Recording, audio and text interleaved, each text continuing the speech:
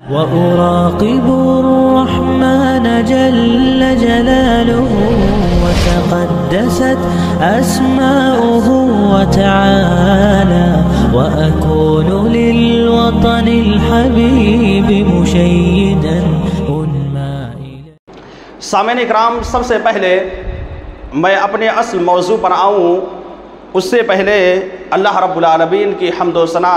کبریائی اور بڑائی بیان کر دینا میں مناسب سمجھتا ہوں، چونکہ اللہ رب العالمین ہی کی توفیق سے ہر کام ہوتا رہتا ہے۔ اگر اللہ رب العالمین کی حمد، اللہ رب العالمین کی تعریف بیان نہ کی جائے تو یقیناً یہ ہمارے اور آپ کے لیے بہت بڑی محرومی کی بات ہوگی۔ میرے بھائی اور دوستو، ہم جو کچھ بھی کرتے ہیں یا ہمارے جسم کے اندر اللہ تبارک و تعالیٰ نے جو بھی حصہ جسم کا عطا کر رکھا ہے، چاہے وہ ہاتھ کی شکل میں ہو، چاہے پیر کی شکل میں ہو، چاہے آنکھ کی شکل میں ہو، چاہے کان کی شکل میں ہو، چاہے وہ دل ہو، چاہے وہ نفس ہو، یقیناً ہر ایک کی اپنی جگہ پر بہت ہی زیادہ اہمیت ہے۔ جسم کا اگر کوئی حصہ درد کرنے لگتا ہے،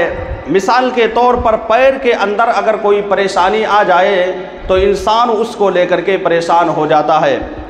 ہاتھ کے اندر کوئی پریشانی آ جائے تو ہاتھ کو لے کر کے انسان پریشان ہو جاتا ہے۔ یہ آنکھ جو بروقت میں خود پریشانی میں مبتلا ہوں، اس آنکھ کی اہمیت اس انسان کو اس وقت ہوتی ہے جب کسی پریشانی میں مبتلا ہو جاتا ہے، اس کو دیکھنے میں دقت اور پریشانی ہونے لگتی ہے، تو ہر چیز کی اہمیت بہت ہی زیادہ ہے۔ تو یہ جو دل اور یہ جو نفس اللہ تبارک و تعالیٰ نے بنا رکھا ہے، اس کی بھی اہمیت بہت ہی زیادہ ہے۔ اگر اس نفس کو ہم نے صحیح طریقے سے استعمال کر دیا تو یقین مان کر چلیے ہماری دنیا کی بھی زندگی بہتر سے بہتر ہو جائے گی، اور آخرت کی زندگی جو آنے والی ہے وہ زندگی ہماری بہت ہی بہتر ہو جائے گی اگر نفس کا استعمال ہم نے صحیح طریقے سے کر دیا۔ تو آئیے میں آپ کو اصل موضوع کی طرف لے کر کے چلنا چاہتا ہوں۔ وہ موضوع آج کا یہی ہے کہ نفس کی تربیت کیسے کی جائے۔ سامعین اکرام، خطبہ مسنونہ کے بعد میں نے سورۃ الشمس کی 4 آیت کریمہ تلاوت کی ہے۔ اس آیت کریمہ میں یعنی پہلی آیت میں اللہ تبارک و تعالیٰ نے نفس انسانی کی قسم کھائی ہے، یعنی انسان کے نفس کی قسم کھاتے ہوئے اللہ رب العالمین نے کہا، قسم ہے نفس کی، وما سواہا، اور جس نے اس نفس کو بہترین طریقے سے پیدا کیا ہے اس کی بھی قسم اللہ تبارک و تعالیٰ نے اس آیت کریمہ کے اندر کھا کر کے بتا دیا۔ تو اللہ رب العالمین کا کسی چیز کے بارے میں قسم کھانا یہ بہت بڑی بات ہے۔ کوئی بھی چیز ہو، جس بات کو لے کر کے اللہ رب العالمین اگر قسم کھاتا ہے تو آپ اس سے اندازہ لگا لیجئے کہ اس کی اہمیت اللہ رب العالمین کے نزدیک بہت ہی زیادہ ہے، تبھی اللہ رب العالمین جو ہے اس کی قسم کھا رہا ہے۔ تو نفس کی قسم کھا کر کے اللہ تبارک و تعالیٰ نے تمام انسانوں کو، اس سرزمین پر جتنے بھی انسان پائے جاتے ہیں، ان تمام انسانوں کو یہ میسج اور یہ پیغام دے دیا ہے کہ اس نفس کی اہمیت بہت ہی زیادہ ہے۔ اگر انسانوں نے اس نفس کو صحیح طریقے سے استعمال کرنے کی کوشش کی تو یقیناً یہی نفس انسان کے لیے فائدے کا ذریعہ بنے گا، لیکن اگر اسی نفس کا انسان نے غلط استعمال کیا تو یہی نفس جو ہے نقصان کا، خسارے کا، گھاٹے کا ذریعہ بن جائے گا۔ پھر اس کے بعد اللہ تبارک و تعالیٰ نے اس آیت کے اندر بیان کرتے ہوئے کہا، وَقَدْ خَابَ مَنْ دَسَّاهَا، کہ جس نے اپنے نفس کی تربیت صحیح طریقے سے نہیں کی، جس نے اپنے نفس کو صحیح طریقے سے استعمال نہیں کیا، وہ انسان اس سرزمین کا، اس روئے زمین کا سب سے نامراد، سب سے ناکارہ اور سب سے بیکار انسان ہے۔ یعنی ایک جگہ پر اللہ تبارک و تعالیٰ تو یہ کہہ کر کے بتا رہے ہیں کہ اگر کسی انسان نے نفس کا صحیح استعمال کر لیا تو وہ انسان سب سے بہتر اور افضل انسان ہے، لیکن اسی جگہ پر دوسری آیت کے اندر اللہ تبارک و تعالیٰ نے یہ کہہ دیا کہ اگر کسی نے اپنی نفس کا استعمال صحیح طریقے سے نہیں کیا، نفس کو صحیح طریقے سے یوز نہیں کیا، تو ایسا انسان سب سے بدتر، سب سے خطرناک، سب سے گھٹیا انسان ہے۔ پھر اس کے بعد اللہ تبارک و تعالیٰ نے ایسے نفس کی تعریف کرتے ہوئے کہا جو اپنے نفس کو صحیح طریقے سے استعمال کرتا ہے، اس کے بارے میں اللہ نے کہا قد افلح من زکاہا، کہ وہ آدمی کامیاب ہو گیا، اس انسان کو کامیابی مل گئی جس نے اپنے نفس کو پاک کر لیا، جس نے اپنے نفس کو برائیوں سے، گناہوں سے پاک کر لیا، جس نے اپنے نفس کو گناہوں سے دور کر کے نیکیوں کی طرف لا کر کے اپنے نفس کو راغب کر دیا، ایسا انسان کامیاب ہو گیا۔ یہ اللہ تبارک و تعالیٰ نے اس آیت کریمہ کے اندر کہہ دیا ہے۔ اور آپ کو معلوم ہونا چاہیے کہ یہ جو ہمارا نفس ہے، جہاں ہمارا بہت بڑا جگری دوست ہے، بہت ہی بہتر حصہ ہے، اسی جگہ پر یہ ہمارا نفس سب سے بڑا دشمن بھی ہے۔ جیسا کہ عربی زبان میں باقاعدہ موجود ہے اعدا عدوکا بین جنبکا، کہ انسان کا جو سب سے بڑا دشمن ہے وہ انسان کا ہاتھ نہیں ہے، وہ انسان کا پیر نہیں ہے، وہ انسان کے جسم کا اور کوئی حصہ نہیں ہے، بلکہ وہ انسان کا نفس ہے جو اس کے پہلو کے درمیان میں موجود ہے۔ پتہ یہ چلا کہ انسان کا جو سب سے بڑا دشمن ہے وہ انسان کا اپنا نفس ہے، اور وہ دشمن اس وقت ہو جاتا ہے جب یہ نفس جو ہے غلط چیزوں کی طرف رہنمائی کرنے لگتا ہے، غلط چیزوں پر ابھارتا رہتا ہے، ایسے میں یہ انسان کا سب سے بڑا دشمن ہوگا۔ لیکن اگر یہی نفس صحیح طریقے سے استعمال کرنے پر ابھارتا ہے، صحیح کام کراتا رہتا ہے، تو یہی نفس انسان کا سب سے بڑا محبوب اور سب سے بڑا پسندیدہ نفس ہے، سب سے بڑی چیز ہے۔ آئیے سب سے پہلے ہم سمجھنے کی کوشش کرتے ہیں کہ انسان کے اندر کتنے طرح کا نفس پایا جاتا ہے۔ یہ بہت ہی معروف و مشہور بات ہے، ہر انسان کو معلوم ہے، اور خصوصی طور پر وہ آدمی جو قرآن کریم کی تلاوت کرتا ہے، قرآن کریم کو سمجھ کر کے ترجمے کے ساتھ، تفسیر کے ساتھ پڑھتا ہے، اس کو معلوم ہے کہ انسان کے نفس کی 3 قسمیں ہیں، ہے نا؟ سبھی لوگوں کو معلوم ہوگا میرے سمجھ سے کہ انسان کے نفس کی 3 قسمیں ہیں۔ ان میں سے ایک قسم ہے نفس امارہ۔ نفس امارہ یہ انسان کے لیے انتہائی زیادہ خطرناک قسم کا نفس ہے۔ یعنی انسان کو اگر کسی نفس سے تکلیف پہنچتی ہے یا انسان کے لیے جو نقصان دہ کا ذریعہ ہوگا، یہی نفس امارہ ہوگا۔ اسی لیے اللہ تبارک و تعالیٰ نے قرآن مجید کی 13ویں پارے کے اندر کہا ان النفس لامارۃ بالسوء، یہ نفس امارہ جو ہے وہ انسان کو ہمیشہ برائی کی طرف ابھارتا رہتا ہے۔ ایک آدمی، اس آدمی کو ہمیشہ یہ نفس ابھارتا ہے کہ یہ غلط کام کرو، اس آدمی کو ہمیشہ یہ کہتا ہے کہ رشوت تم لو، اس آدمی کو ہمیشہ یہ کہتا ہے کہ تم زناکاری، بدکاری جیسی گھٹیا کام کو کر ڈالو، اس آدمی کو ہمیشہ یہ کہتا ہے کہ تم سودی لین دین کرتے رہو، اس آدمی کو ہمیشہ یہ نفس امارہ کہتا ہے کہ اپنی زبان سے تم غلط بات کہتے رہو، اپنی زبان کا غلط طریقے سے استعمال کرتے رہو، اپنی زبان سے غیبت کرو، چغلخوری کرو، گالی گلوچ کرو۔ تو یہ نفس امارہ یہ ہمیشہ انسان کو غلط کاموں کی طرف ابھارتا رہتا ہے، غلط کام نفس امارہ کرواتا رہتا ہے۔ اسی لیے سب سے گھٹیا اور سب سے بدتر قسم جو ہے نفس میں سے نفس امارہ کو شریعت اسلامیہ نے اور خود اللہ رب العالمین نے قرآن مجید کے اندر قرار دیا ہے۔ پتہ یہ چلا کہ یہ نفس امارہ انسان کے لیے انتہائی زیادہ خطرناک ہے اور یہ نقصان کا ذریعہ بھی ہے۔ دوسری قسم نفس لوامہ ہے۔ اس کی دلیل آپ کو قرآن مجید کے 29ویں پارے میں سورہ قیامہ کے اندر موجود ہے، لا اقسم بیوم القیامہ ولا اقسم بالنفس اللوامہ۔ یہی نفس لوامہ ہے جس کا تذکرہ اللہ نے قرآن کے اندر کر دیا ہے۔ تو پتہ یہ چلا کہ نفس امارہ 13ویں پارے کے اندر پہلی آیت میں ہے، اور یہ 29ویں پارے میں سورہ قیامہ کی دوسری آیت کریمہ ہے، جس میں اللہ نے کہا وَنَفْسٍ وَلَا أُقْسِمُ بِالنَّفْسِ اللَّوَّامَةِ کہ میں قسم کھاتا ہوں نفس لوامہ کا۔ اب آئیے لوامہ کسے کہتے ہیں؟ بھئی امارہ تو سمجھ میں آ گیا، اب لوامہ کسے کہتے ہیں اس کو غور سے سمجھنے کی کوشش کیجئے۔ نفس لوامہ کے بارے میں، اس کی تفسیر کے بارے میں مفسرین نے یہ لکھا ہے کہ نفس لوامہ کا مطلب وہ نفس جو انسان کو ہمیشہ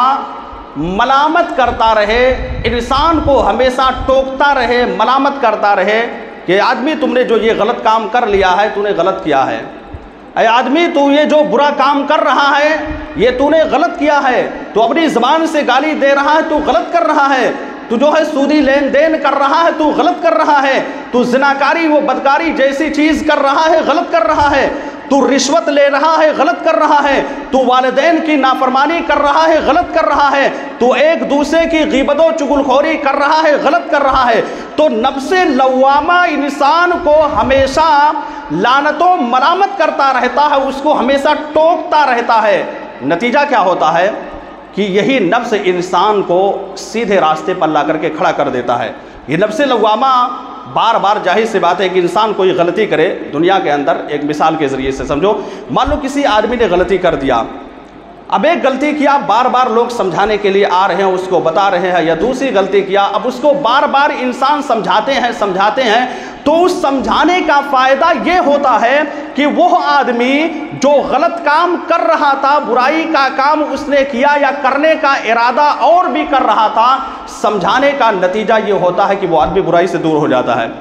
وہ سوچتا ہے کہ ارے بھائی اتنے لوگ ہم کو سمجھا رہے ہیں اور ہماری انسلٹی ہو رہی ہے، ہماری بے عزتی ہو رہی ہے، ہم معروف و مشہور ہو رہے ہیں کہ فلاں آدمی، فلاں لڑکا، فلاں نوجوان یہ غلط کام کر رہا ہے، تو ایسے میں وہ آدمی برائی سے دور ہو جاتا ہے۔ یہ فائدہ ہوتا ہے بار بار برائی سے روکنے کا۔ تو یہی نفس لوامہ انسان کو بار بار جو ہے ٹوکتا رہتا ہے کہ یہ کام مت کرو، یہ کام مت کرو، نتیجہ یہ نکل کر کے سامنے آ جاتا ہے کہ وہ آدمی نفس لوامہ کی وجہ سے نفس مطمئنہ تک پہنچ جاتا ہے۔ یہ تیسری قسم ہے نفس مطمئنہ۔ نفس امارہ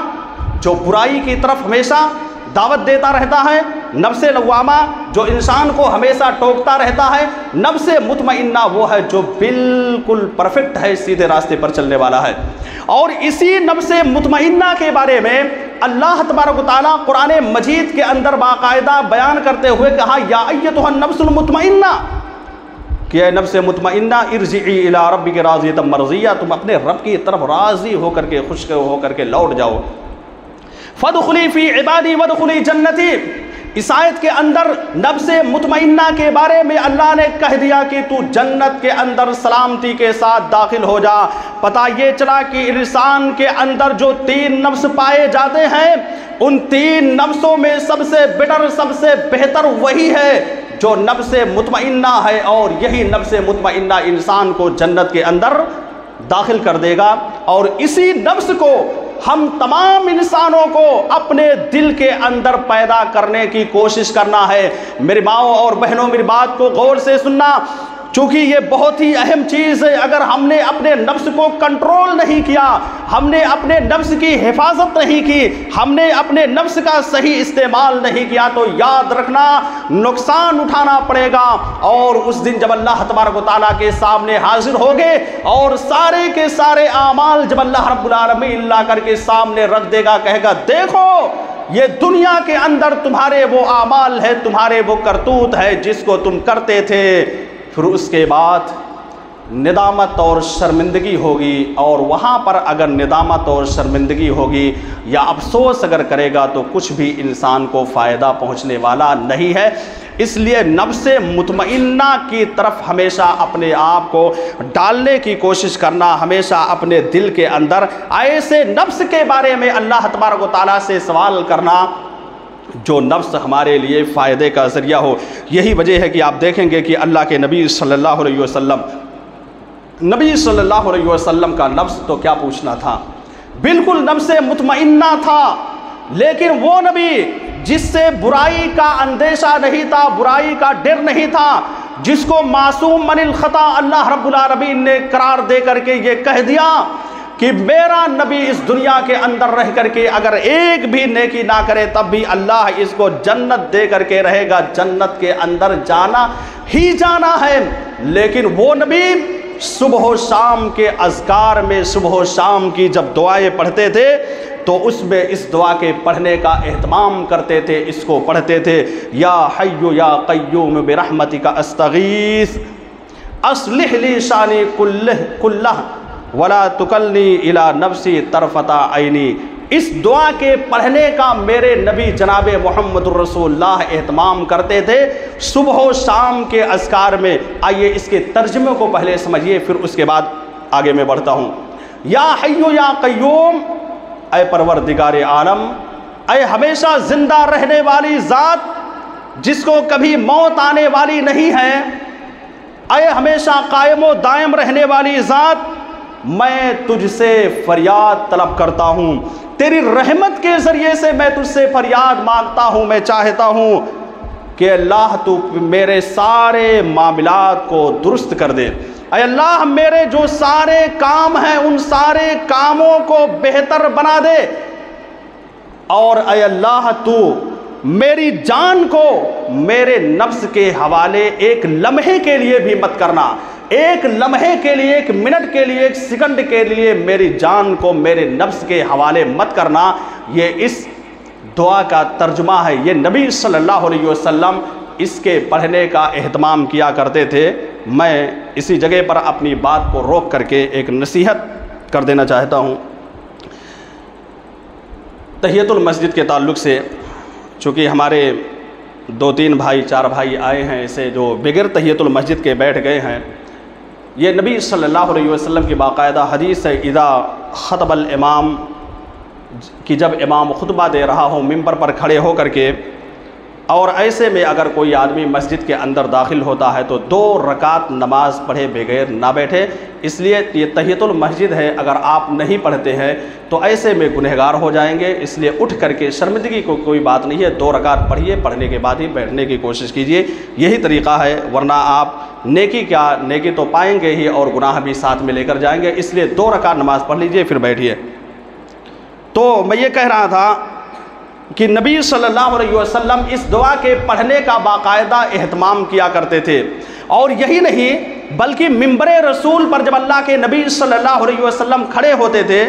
خطبہ دینے کے لیے، تو اس خطبہ میں باقاعدہ آپ صلی اللہ علیہ وسلم اپنے نفس کی شر سے پناہ مانگتے تھے۔ وَنَعُوذُ بِاللَّهِ مِن شُرُورِ أَنفُسِنَا، اے اللہ میں اپنے نفس کی شر سے پناہ مانگتا ہوں، میرے نفس کے اندر جو شر، جو کمی، جو کوتاہی جو پائی جاتی ہے، اے اللہ میں اس سے جو ہے تیری پناہ چاہتا ہوں، اے اللہ تو مجھ کو دور کر دے۔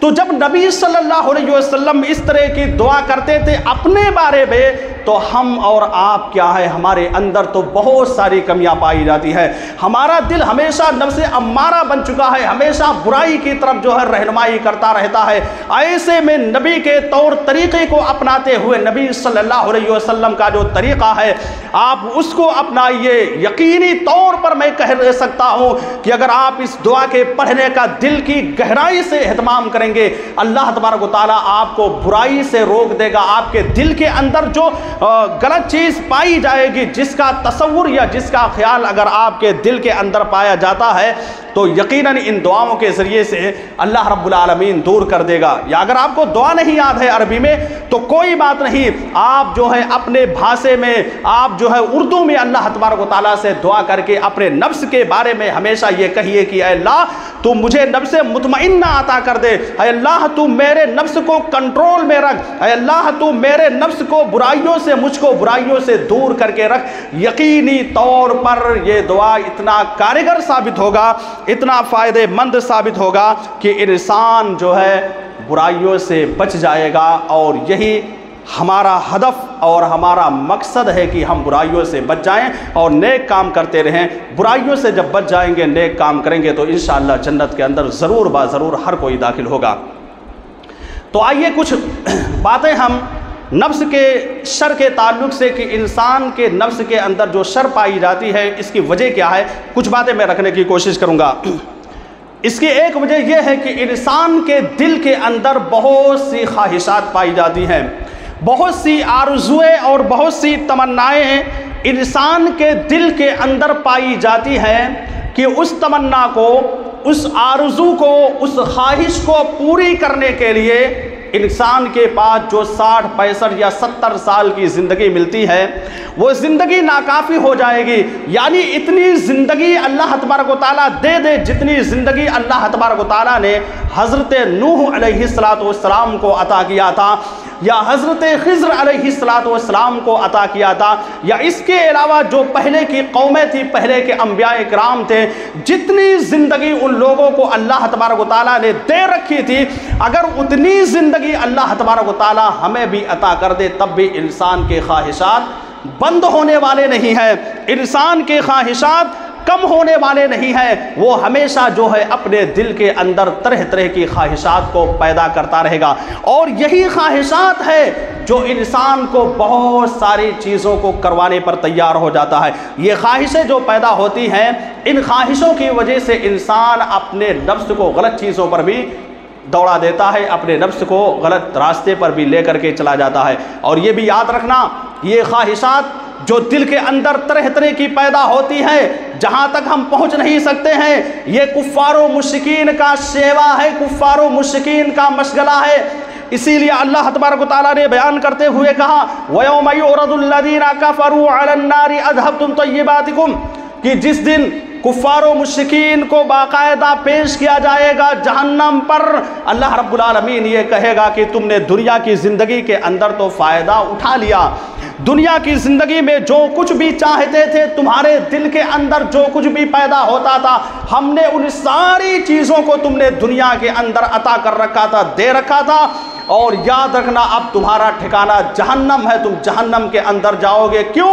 اس لیے کہ ایک تو تم نے اللہ رب العالمین پر ایمان نہیں لایا، ایک تو نبی کی رسالت کو ماننے کے لیے تیار نہیں ہوئے، نتیجہ یہ ہے کہ کافروں کے لیے، مشرکوں کے لیے ان کا ٹھکانہ جہنم ہم نے بنا رکھا ہے اور جہنم ہی کے اندر جانا پڑے گا۔ تو یہ جو طرح طرح کی خواہشات انسان اپنے دل کے اندر پیدا کرتا ہے، ٹھیک اسی طرح کی خواہش اور تمنا جو ہے کفار و مشرکین پیدا کرتے ہیں۔ اسی لیے اللہ رب العالمین نے کہا کہ یہ کفار و مشرکین کا شیوا ہے،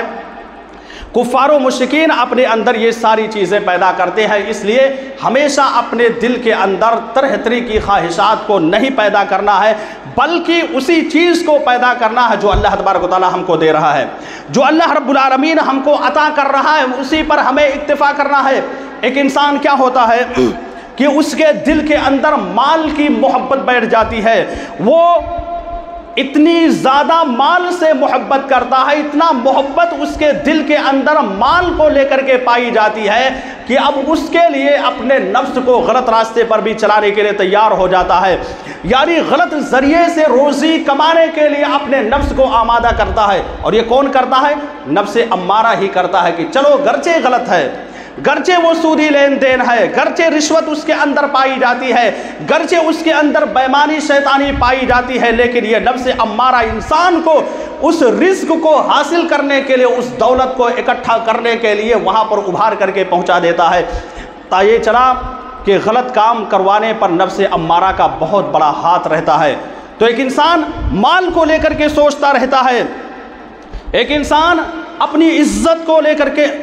سوچتا ہے، اگر اس کی عزت معاشرے کے اندر، سماج کے اندر کی جاتی ہے تو ایسے میں وہ آدمی کیا ہے اور سوچتا ہے کہ میری عزت دن بدن بڑھتے ہوئے چلا جائے، کوئی عہدہ مل جاتا ہے، کوئی مقام و مرتبہ مل جاتا ہے، اس عہدے کو لے کر کے، اس مقام و مرتبے کو لے کر کے، یا ایک عالم دین ہو، اس کو علم دے دیا اللہ تبارک و تعالیٰ نے اور تھوڑا بہترین سے خطبہ وغیرہ دینے لگا، اچھی نمازیں پڑھانے لگا، اچھی قرت ہے، اب اس کی وجہ سے اس کا دل جو ہے اور پھول جاتا ہے کہ ہم اور بہتر ہو جائے تاکہ ہماری جو ہے لوگ زیادہ سے زیادہ تعریف کرنے لگے۔ تو اس طرح سے ایک انسان جو ہے شہرت کے بارے میں ہمیشہ سوچتا رہتا ہے، بلکہ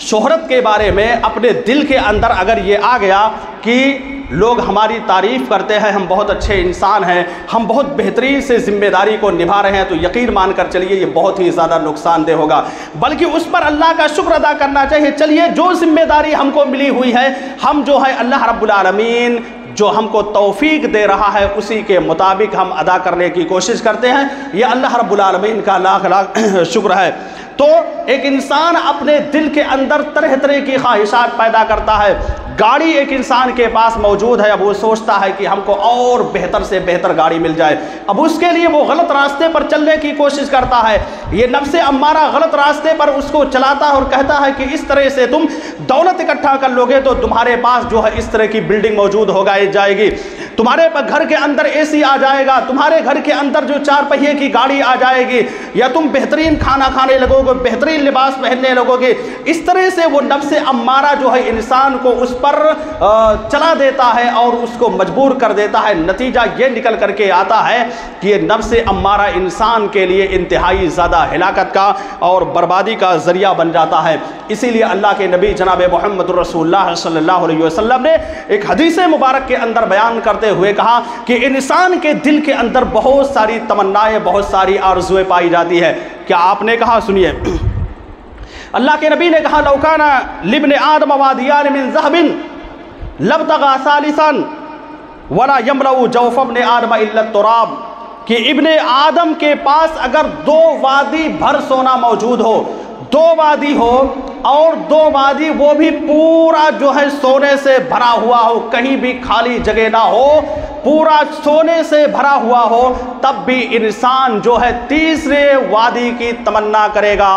تیسرے وادی کی خواہش کرے گا کہ اور میرے پاس ایک بلڈنگ کے بھر سونا ہو جاتا تو بہتر ہو جاتا۔ یعنی ایک بلڈنگ کے بھر سونا موجود ہے، 2 بلڈنگ کے بھر سونا موجود ہے، لیکن اس کے دل کے اندر یہ خواہش پیدا ہو رہی ہے کہ اور زیادہ ہو جاتا تو بہتر ہو جاتا۔ اللہ کے نبی نے فرمایا کہ انسان کی خواہش اتنی زیادہ پائی جاتی ہے کہ اس کے خواہش کو اگر کوئی چیز بھر سکتی ہے تو یہ سونا، یہ چاندی، یہ روپیہ، پیسہ نہیں بھر سکتا ہے، بلکہ آپ نے کیا کہا؟ الا التراب، کی اس کی خواہش کو اگر کوئی چیز بھر سکتی ہے تو وہ مٹی ہی بھر سکتی ہے۔ کیا مطلب؟ مطلب یہ ہے کہ وہ اتنی خواہشات اس کے دل کے اندر پائی جاتی ہے کہ خواہش کرتے کرتے کرتے کرتے وہ آدمی اس دنیا سے چلا جائے گا، گویا کہ قبر کی مٹی ہی اس کے پیٹ کو بھر سکتی ہے۔ اس لیے ہمیشہ ہم تمام لوگوں کو اپنے دل کے اندر اتنی زیادہ خواہش پیدا نہیں کرنا چاہیے جتنا بہت ہی مشکل ہو رہا ہو، جتنا ناممکن ہو رہا ہو۔ کوشش کرنا ہر فیلڈ میں ہماری ذمہ داری ہے کہ ہم ہر میدان میں کوشش کریں رزق کے حاصل کرنے کے لیے، لیکن ہمیشہ اس بات کو یاد رکھنا کہ اللہ کے نبی صلی اللہ علیہ وسلم نے یہی کہا قد افلح من اسلم ورزقا کفاہ وقنعہ اللہ بما آتا، کہ وہ آدمی کامیاب ہو گیا۔ یہاں پر کامیابی کی ضمانت اور کامیابی کی سرٹیفکیٹ دے کر کے اللہ کے نبی جناب محمد الرسول اللہ نے کہا کہ اس آدمی کو کامیابی مل گئی، وہ آدمی کامیاب ہو گیا جس کو اللہ تبارک و تعالیٰ نے رزق کفاف عطا کر دیا۔ رزق کفاف کا مطلب ہوتا ہے یعنی اتنا رزق اللہ تبارک و تعالیٰ نے دے دیا جتنے رزق میں جتنے روپے پیسے کے اندر اس کے گھر کا خرچ چل سکتا ہے، جتنے رزق کے اندر اس کے پاس کوئی پریشانی نہیں آتی ہے، اس کا پورا جو ہے خرچہ اسی میں ہو جاتا ہے، اور وہ اس پر قناعت اختیار کرتا ہے کہ چلو جو اللہ تبارک و تعالیٰ نے ہم کو عطا کر رکھا ہے، جو اللہ رب العالمین نے ہم کو دے رکھا ہے، بس اللہ رب العالمین کا لاکھ لاکھ شکر ہے۔ تو ایسے میں اللہ کے نبی نے اسی آدمی کے بارے میں کہا کہ اللہ تبارک و تعالیٰ ایسے آدمی کے کامیاب ہونے کے بارے میں قرآن کریم کے اندر بھی کہہ دیا، اور نبی نے اس حدیث کے اندر یہ کہہ دیا کہ یقیناً وہ آدمی کامیاب ہو گیا۔ تو پتہ یہ چلا کہ جس کو اسلام کی دولت مل گئی، جس کو اسلام کی دولت مل گئی، یعنی اسلام کے اندر داخل ہو گیا اور مومنوں والا عمل کرتا رہا، اور رزق کفاف پر یعنی جو روزی اللہ تبارک و تعالیٰ نے اس کو عطا کی، اس کو دی، اس پر وہ اللہ تبارک و تعالیٰ کا تہہ دل سے شکر ادا کرتا رہا، قناعت اختیار کرتا رہا، تو ضمانت اور گارنٹی اس حدیث کے اندر اللہ کے نبی نے یہ دے دی ہے کہ وہ آدمی کامیاب ہو گیا۔ گرچہ وہ دنیا کے اندر لوگوں کی نگاہوں میں محبوب نہ ہو، گرچہ وہ دنیا کے اندر ایسا لگ رہا ہو کہ لوگ اس کی عزت نہ کر رہے ہوں، گرچہ دنیا کے اندر لوگ اس کو معمولی آدمی سمجھ کر چھوڑ رہے ہوں، لیکن یاد رکھنا یہ تو دنیا کی زندگی ہے، آخرت کی زندگی میں ایسے انسان کو کامیابی ملنے والی ہے، ایسے آدمی کو اللہ تبارک و تعالیٰ کامیاب کر دے گا۔ تو جتنا رزق اللہ تبارک و تعالیٰ دے رہا ہے، نفس کو اسی پر کنٹرول کر کے رکھیے اور اللہ کا شکر ادا کیجیے، یقیناً اللہ تبارک و تعالیٰ کامیابی عطا کرے گا، اور اسی کامیابی کو حاصل کرنے کے لیے ہمارا اور آپ کا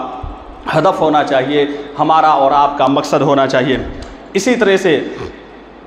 نفس کا ایک شر یہ بھی ہے کہ ہمارا جو اپنا نفس ہے، وہ نفس ہمیشہ انتقام لینے کے لیے، بدلہ لینے کے لیے فوراً تیار ہو جاتا ہے۔ مان لو کسی انسان نے آپ کو گالی دے دیا،